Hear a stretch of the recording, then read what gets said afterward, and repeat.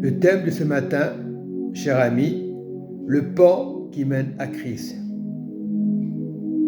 Dans 2 Corinthiens 5, à partir du verset 11, je parle de la réconciliation. Alors, verset 11. Connaissons donc la crainte du Seigneur. Nous cherchons à convaincre l'homme. Dieu nous connaît et j'espère que dans vos consciences, vous nous connaissez aussi. Verset 12. Nous ne nous recommandons pas de nouveau nous-mêmes auprès de vous, mais nous vous donnons l'occasion de vous glorifier à notre sujet, afin que vous puissiez répondre à ceux qui tirent la gloire de ce qui est dans apparence et non dans le cœur. Verset 13. En effet, si je suis hors de sens, c'est pour Dieu. Si je suis de bon sens, c'est pour vous.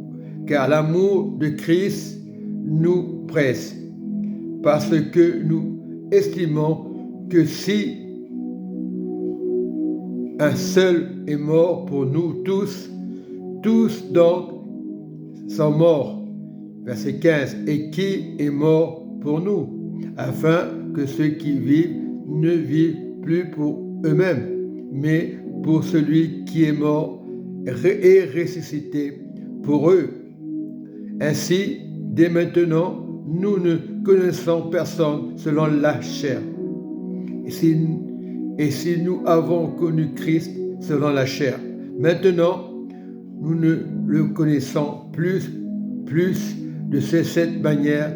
Verset 17. Si quelqu'un est en Christ, il est une nouvelle création. Les choses anciennes sont passées. Voici toutes choses sont devenues nouvelles. Verset 18.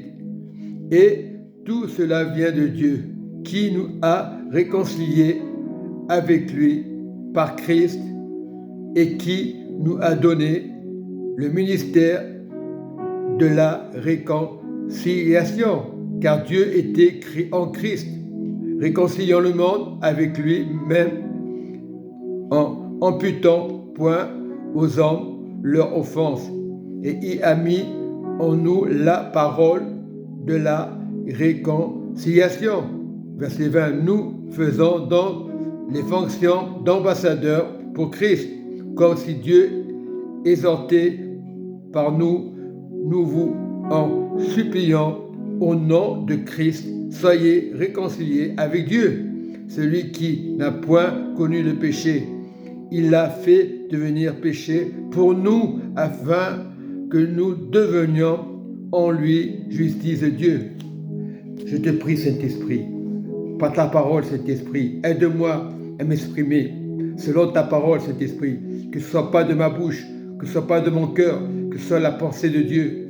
Parle, Seigneur, parle, Saint-Esprit, que la pensée de Dieu, que l'Esprit de Dieu soit en moi, que ce ne soit pas l'Esprit par Jésus. Aide-moi à parler, Saint-Esprit, à m'exprimer. Sois béni, Saint-Esprit. Nous voyons dans la parole de Dieu, dans 2 Corinthiens 5, nous voyons que Christ est une nouvelle création. Il nous a réconciliés. Lorsque je parle de pont, la croix, c'est le pont qui mène à Christ. Et lorsque tu vas te réconcilier, tu ne peux pas juger la personne, ni tes voisins. Tu es réconcilié en Christ. Tu dois amener la parole. Tu dois amener l'évangile. Ce que Dieu nous demande de le faire, c'est un ordre. Si tu veux donner le pont à la personne, si elle veut recevoir le pont de Christ, tu dois annoncer cette bonne nouvelle, cette croix. Jésus est mort à la croix pour toi, pour moi. Son sang a coulé. Il faut se réconcilier par la croix. C'est la croix qui va te réconcilier. Tu peux dire des belles paroles, tu peux encourager, mais encourage envers la croix de Jésus, le pont de Jésus. C'est le royaume du Père. Parce que nous voyons que dans le verset 14, nous dit « Car l'amour de Christ nous presse ». C'est important, nous presse. Il faut presser l'amour de Christ pour le bien, pour l'humanité, parce que nous estimons que si un seul est mort pour tous, c'est le Christ. Nous le savons tous. Donc, sont morts. Et qui est mort pour nous tous, afin que ceux qui vivent ne vivent plus eux-mêmes, mais pour celui qui est mort, ressuscité pour eux, pour nous. Lorsque tu acceptes le Christ, lui ne force pas. Il ne force pas le pan, il le donne. Il y a un temps que Dieu va venir. Par moment, tu amènes un frère à l'assemblée et tu vas dire, c'est pas possible, il est dur avec moi, c'est pas normal, il est contre moi. Mais si Dieu est avec toi, qui sera contre toi? Le Saint-Esprit ne peut être avec toi. Il y a beaucoup de pasteurs, beaucoup de ministères, mais respectons les ministères. Peu importe le ministère, peu importe les habitudes, cherchons le pan de Dieu. Parce que c'est le pan, la croix qui a réconcilié le monde. Oui, là-haut, il y a eu des merveilles. Lorsque Jésus a vaincu le diable, là-haut, les anges louaient le Seigneur, les saints louaient le Seigneur. Il s'est passé la joie dans le ciel. Quand Jésus est mort à la croix, nous voyons que le voile du temple s'est déchiré. Mais quelle joie! Il y avait de la liberté dans les cieux, ou les cieux du troisième ciel. Car le Seigneur est un Dieu qui va réconcilier le monde. C'est lui qui donne grâce. Oui, c'est lui qui donne la bonté. Cherchons la gloire de Dieu. Cherchons l'amour, pas nos intérêts. Cherchons le royaume de Dieu. Très important.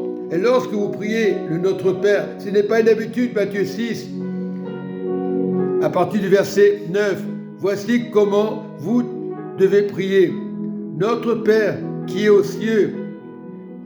Quand on parle des cieux, c'est le troisième ciel. Que ton nom soit sanctifié. C'est le nom qui va sanctifier.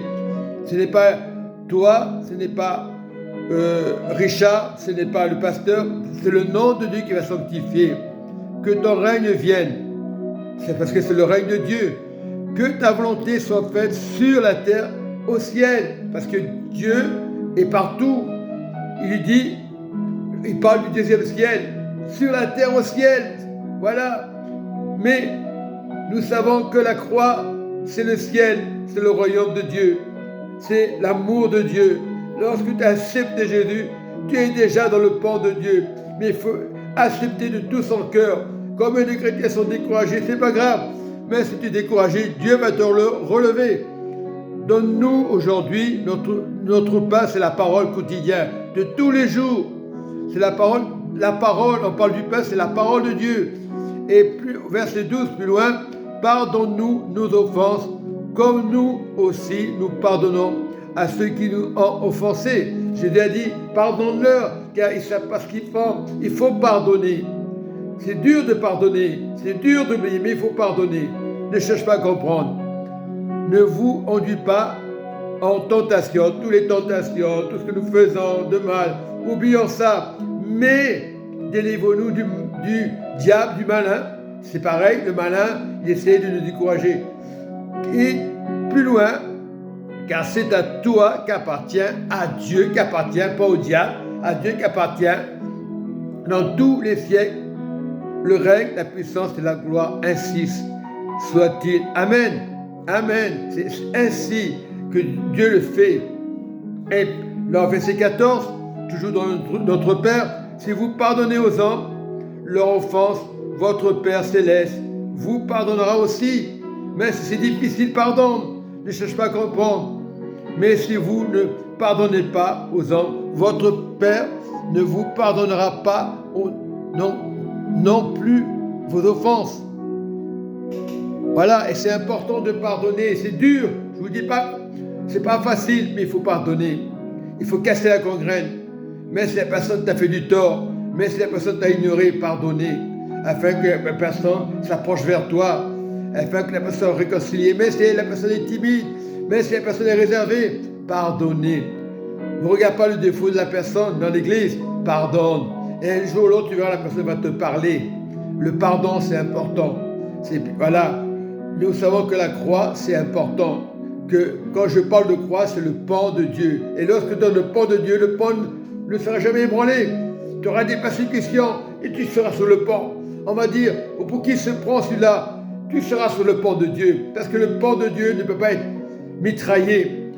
Il ne peut pas avoir des missiles. Impossible. Même les missiles ne pourront pas détruire le pont de Dieu. Parce qu'il est en relation avec le Père. Soyez bénis dans le nom puissant de Jésus-Christ de Nazareth.